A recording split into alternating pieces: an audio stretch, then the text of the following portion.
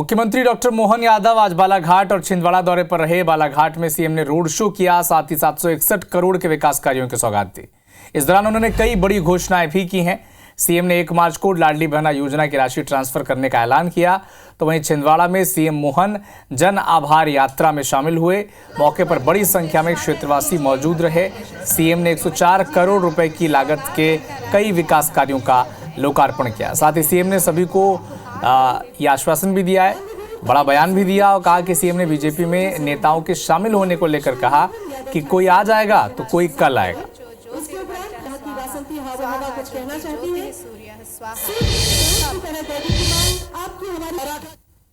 जहां कांग्रेस के शासनकाल में जो कुव्यवस्थाएं थी, हम सब जानते हैं। काल के प्रवाह में हमारे भी अपने बीच में से कई लोगों के मन डावाडोल हो रहे हैं और आज नहीं तो कल हमारे परिवार में सम्मिलित होंगे। दुनिया में कोई रोक नहीं सकता है, क्योंकि सत्य तो एक ही है। कोई आज आएगा, कोई कल आएगा। आने वाले का स्वागत, और स्वागत इसलिए नहीं कि राजनीतिक दल बढ़ाना है, स्वागत इसलिए कि हमको भारत की सेवा करना है, स्वागत इसलिए कि मध्य प्रदेश को आगे बढ़ाना है, सबके साथ प्रदेश को खड़ा रखना है। तो एक तरफ बीजेपी जन आभार यात्रा निकाल रही है मध्य प्रदेश में, तो लोकसभा चुनाव से पहले समाजवादी पार्टी और कांग्रेस के बीच सीट शेयरिंग को लेकर अब बात बन चुकी है। समाजवादी पार्टी के अध्यक्ष अखिलेश यादव ने खुद इस बात का ऐलान किया है। उन्होंने कहा कि दोनों पार्टियों में गठबंधन के फॉर्मूले पर लगभग सहमति बन चुकी है। अखिलेश यादव ने कहा कि हम दोनों पार्टियों के बीच कोई विवाद नहीं है, गठबंधन होगा, जल्द ही सारी चीजें साफ हो जाएंगी, बाकी चीजें पुरानी हो गई है, अंत भला तो सब भला, ये भी अखिलेश यादव ने कहा। मध्य प्रदेश में कांग्रेस ने सपा को 1 लोकसभा सीट दी है। समाजवादी पार्टी खजुराहो लोकसभा सीट से अब चुनाव लड़ेगी, जहां पर मौजूदा सांसद है बीजेपी के प्रदेश अध्यक्ष वीडी शर्मा। और गठबंधन होगा। सीट शेयरिंग में कोई बात नहीं है, जो बातचीत होनी थी वो बातचीत हो चुकी है पूरी। इधर कमलनाथ के भारतीय जनता पार्टी में शामिल होने की अटकलों के दौरान कांग्रेस नेताओं की तरफ से की गई बयानबाजी अब उन पर भारी पड़ने वाली है, क्योंकि कमलनाथ एपिसोड तो खत्म हो चुका है, लेकिन पार्टी जो है वह अनुशासनहीनता करने वाले नेताओं पर सख्त मूड पर दिखाई देती है। मीडिया के सवाल के जवाब में पीसीसी चीफ जीतू पटवारी ने कहा कि यह गंभीर मामला है। जो भी अनुशासनहीनता के दायरे में आते हैं, कांग्रेस नेताओं के पार्टी की भावना और पार्टी लाइन का ख्याल रखना चाहिए। जल्दबाजी में बयान देना बड़ी गलती है। आपको यह भी बता दें कि सज्जन सिंह वर्मा, दीपक सक्सेना के साथ ही कई ऐसे नेता थे जिन्होंने कहा था कि कमलनाथ जहां जाएंगे हम लोग अपने कार्यकर्ताओं के साथ पार्टी छोड़कर उनके साथ जाएंगे। अब इसी के बाद जीतू पटवारी जो है और पीसीसी मध्य प्रदेश ये इन नेताओं के खिलाफ नोटिस जारी कर सकती है। दूसरी तरफ बीजेपी इस पर चुटकी ले रही है। अपने धर्म और कर्म और भाषा से व्यवहार करें, ये भावना सबकी है, हम सबकी है, और यही हमारा दायित्व भी कहता है। जहाँ तक कमलनाथ जी के लिए आपने जो सवाल किए, मैं समझता हूँ सारी बातें कल समाप्त हो गई है। शासन में कांग्रेस के वर्करों को रहना चाहिए और जो अनुशासन का भावना है उस पर पार्टी गंभीर है। याद आती हैं कि मेरा कातिल ही मेरा मुंसिफ है, क्या मेरे हक में फैसला देगा।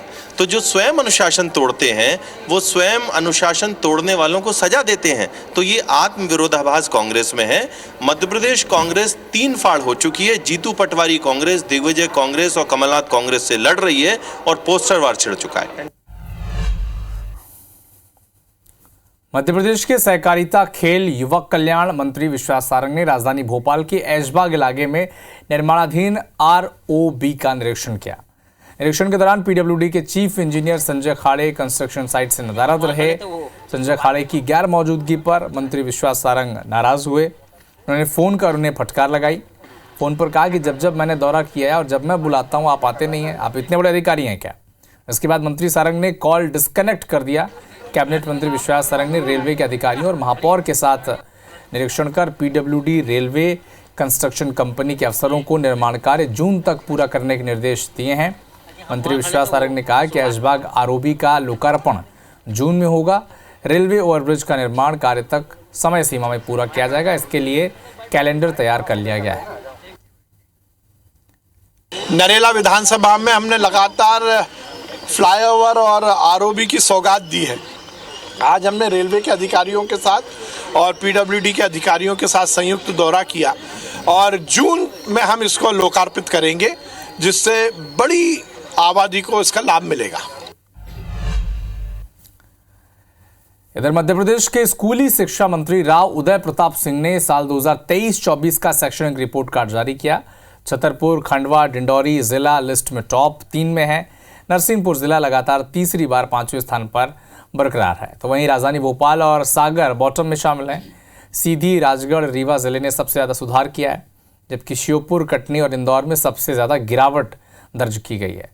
बात करें संभागवार तो प्रदर्शन तो जबलपुर संभाग टॉप पर रहा, सागर, नर्मदापुरम तीसरे स्थान पर रहा। खुशी की बात यह है कि ग्रामीण क्षेत्र, रूरल एरिया बहुत अच्छा कर रहे हैं। कई जिले उनके अंदर कॉम्पिटिटिवनेस आई है, वो लगातार वो टॉप में रहने की कोशिश कर रहे हैं। और थोड़ी सी तकलीफ वाली स्थिति यह है कि कैपिटल सिटी भोपाल, हमारी business hub, business capital Indore, ये शासकीय स्तर पर जो स्कूलिंग है उसमें कहीं ना कहीं पिछड़ रहे हैं। ये हमारी चिंता का विषय है, उस पर हम लोग फोकस कर रहे हैं।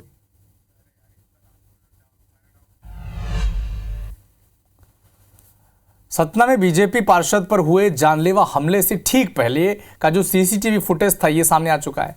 वीडियो में पार्षद के समर्थक और फल व्यापारियों के बीच जमकर विवाद होता दिखाई दे रहा है। मंगलवार की रात फुटपाथ पर फल बेचने वाले एक युवक ने सतना के वार्ड नंबर 26 के पार्षद महेंद्र पांडे पर धारदार हथियार से हमला कर दिया था। हमले में पार्षद घायल हुए हैं, जिन्हें इलाज के लिए मेडिकल कॉलेज रीवा में दाखिल कराया गया है। हमले के 2 आरोपी गिरफ्तार किए जा चुके हैं, जबकि तीसरा आरोपी फिलहाल फरार है, तलाश की जा रही है। गुप्ता परिवार है जो एक फल का वहाँ व्यवसाय कर रहा था। शायद नगर निगम ने उनको वहाँ से हटाने के लिए किया था। पार्षद के साथ मारपीट की है और गुड्डा ने एक जो फल की दुकान में चाकू होता उससे पार्षद महोदय को हमला किया। रामपाल और गुड्डा, कमलेश और रोहित के खिलाफ धारा 307 का अपराध पंजीबद्ध किया गया है। कमलेश और रामपाल को गिरफ्तार कर लिया गया है, रोहित की तलाश की जा रही है। गर्मियों का सीजन शुरू हो रहा है, ऐसे में आगजनी की घटनाएं भी बढ़ने लगी हैं, लेकिन आग पर काबू पाने वाला एमपी का फायर विभाग खुद ही जुगाड़ पर चल रहा है। संसाधनों की कमी के चलते फायर फाइटर आग बुझाने के लिए तरह तरह के जुगाड़ लगाने को मजबूर दिखते हैं। इस रिपोर्ट के जरिए आप भी समझें।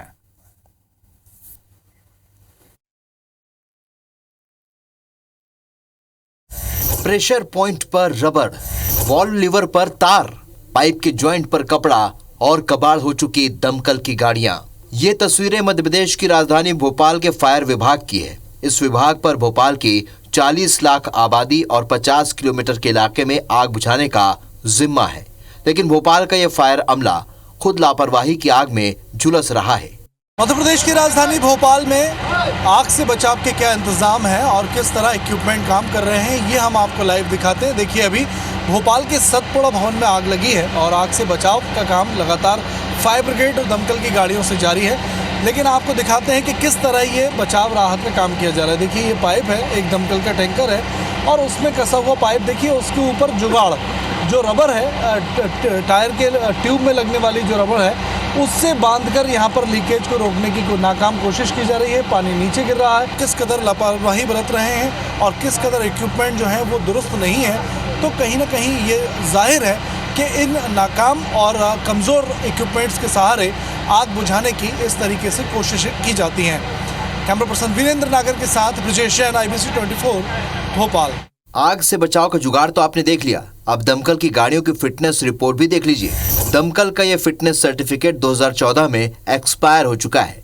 भोपाल के फायर विभाग में मौजूद 32 गाड़ियां इसी तरह अनफिट है। नेशनल फाइटर एडवाइजरी के रिपोर्ट के अनुसार 50,000 की आबादी पर कम से कम एक गाड़ी होनी चाहिए, लेकिन भोपाल में 1.25 लाख की आबादी पर एक गाड़ी उपलब्ध है। नगर निगम के अग्निशमन अमले के पास 70 फीट वाली हाइड्रोलिक मशीन के लिए ऑपरेटर तक उपलब्ध नहीं है।